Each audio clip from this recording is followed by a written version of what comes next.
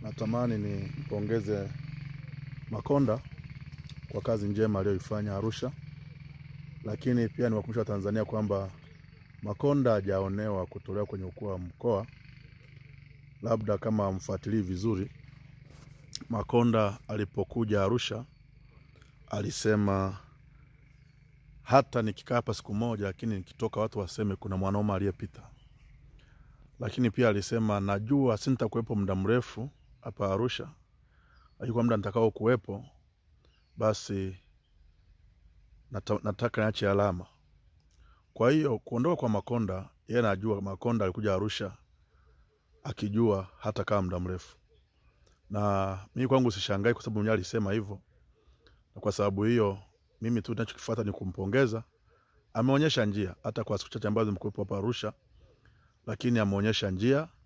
Kazi ameifanya kwa sehemu kubwa. Najua hakumaliza. Kuna wengi bado na vilio na machozi, lakini kwa sehemu kubwa najua mwanadamu hawezi maliza shida za watu, anaweza kazipunguza.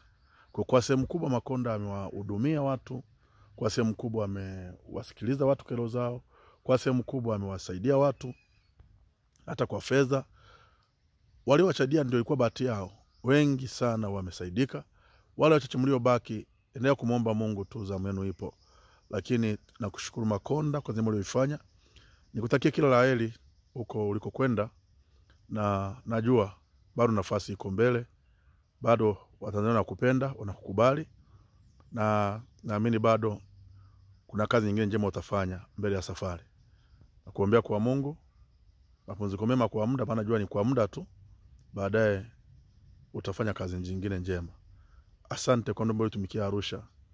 Mungu wa mbinguni akubariki. Uwe na maisha marefu ya baraka. Endelea kumkumbuka Mungu. Endelea kumpenda Mungu. Endelea kumcha Mungu, ndiye ngao na kigao, na ndiye kimbilio la kila mtu. Mungu akubariki sana. Amen.